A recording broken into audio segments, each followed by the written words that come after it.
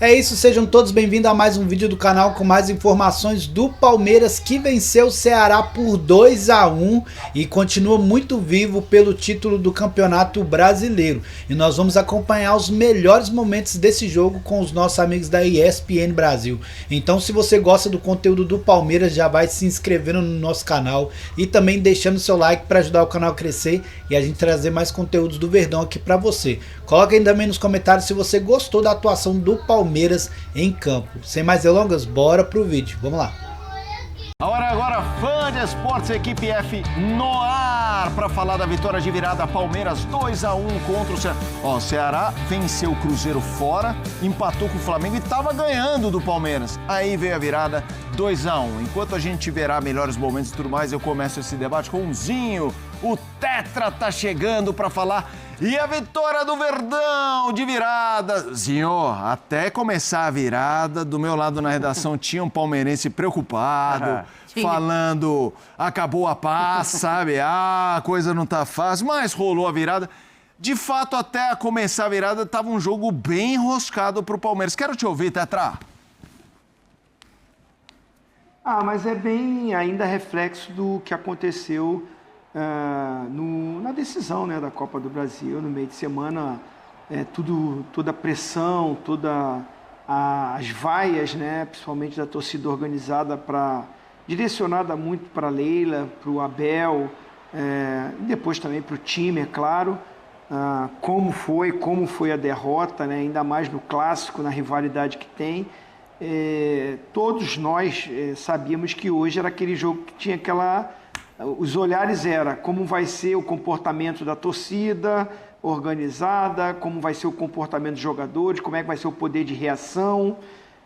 O Abel praticamente não, né? Repete o time que começou o jogo contra o Corinthians na Copa do Brasil, deu moral para o Aníbal, que falhou, né, quando foi expulso ali no jogo contra o Corinthians, mas começa o jogo com ele, começa com aquele ataque que também está sendo muito cobrado. O Vitor Roque, como vocês falaram aí, foi, para mim, no primeiro tempo, né, porque ele só jogou o primeiro tempo contra o Corinthians, o jogador que chamava mais a responsabilidade, que tentava algo, mas o ataque do Palmeiras não funciona, e não funcionou de novo no primeiro tempo. Foi um jogo bem razoável, tanto é que teve vaias, teve cobrança. A equipe do Ceará nitidamente sabia dessa pressão em cima do Palmeiras, então fazia aquela marcação. A gente está vendo o lance do pênalti, né? O Simon deve participar conosco para a gente debater isso, né? Acionado o VAR. Mas assim, não foi um bom jogo no primeiro tempo do Palmeiras. O Ceará, na sua estratégia, mais defensivo, tanto é que só veio finalizar quando fez o gol. O Ceará abre com um golaço, né? Abre o placar. Mas esse jogador aí que bate o pênalti é aquele jogador, quando ele está jogando, a torcida pede outro. No caso era o Vitor Roque, né? E aí quando ele não está jogando, ele entra e é importante. E foi fundamental a entrada do Flaco Lopes. Deu mais mobilidade ao ataque, e aí você joga com dois atacantes, o Abel vai ter que buscar soluções. Não está funcionando, Sousa de um lado, Facundo Torres do outro, Vitor Roque no comando, sem uma criatividade no meio. O Palmeiras está previsível e o Palmeiras ofensivamente não acontece. Muita dificuldade. A entrada do Flaco Lopes fez o Palmeiras melhorar, ter mais opções ofensivas. O Vitor Roque também tem um parceiro, tem um cara mais próximo dele e funcionou. Assim, o Palmeiras consegue a virada, tem as polêmicas, volto a dizer, nós vamos debater aqui, mas uma vitória importantíssima, porque aquelas vaias, no final a gente já ouviu mais aplausos, tentando a torcida estar junto com o time, porque o Palmeiras no meio de semana tem a volta da Libertadores e está em terceiro lugar ali, com um jogo a menos do que o Flamengo. O Cruzeiro também, né, que está na frente, mas jogando agora contra o Santos, vai ficar com 2 jogos a mais que o Palmeiras. Então o Palmeiras ainda está muito, né, vivo nas outras competições, que ele vai brigar. Agora, para brigar por título, eu acho que tem que melhorar muito, principalmente do meio para frente. É um time muito previsível, sem muita criatividade, com muita dificuldade para criar as jogadas e buscar as vitórias. Vai muito numa entrada de um jogador como foi o Flaco Lopes, ou numa bola parada, né, na chegada dos zagueiros ali, para aproveitar esse momento que é a bola do escanteio, da falta. O Palmeiras vai bem na bola aérea, mas jogando, trabalhando a bola, está muito abaixo das equipes que estão na frente, que brigam pelo título. O Palmeiras é candidato a título, mas acho que está abaixo das outras equipes nessa questão de criatividade e de se impor mais na parte ofensiva. Vamos lá, Silas e Nath, quero ouvi-los também, já o Simon, para falar do lance específico do pênalti e se houver outro lance selecionado pelo Simon, mas vamos lá. O Zinho usou o termo que vem do jogo, eu definiria o Palmeiras. Eu acho que o Palmeiras está vendo uma fase, pela saída do Estevão, do Richard Rios, o Paulinho fora, de previsibilidade. O Zinho citou um time previsível e é como eu vejo esse momento do Palmeiras. Mas vencer um time que não é fácil, importante, agora a Libertadores, Nath, vem junto, Silas. Não, acho que talvez a questão previsível defina melhor esse último ano do Palmeiras. E aí eu estou pegando o meio do ano passado e esse ano também. Porque quando estava o Estevão, era bola no Estevão, vamos ver o que ele resolve. Em dado momento dessa temporada, principalmente ali mais próximo do Mundial, o Palmeiras consegue encontrar um pouco mais de repertório. Aí você tem o Paulinho, que ele te dá uma dinâmica diferente, te dá uma ideia diferente de jogo.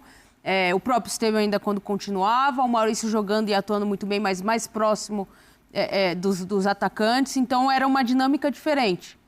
Agora, o Palmeiras, ele tem dificuldade de construir seu jogo. Ele não tem um meia de criação, ele não tem o cara cerebral. Hoje em dia está difícil construir esse jogador, né, Silazizinho? Mas é difícil você ver um Palmeiras construindo a partir de uma ideia de jogo.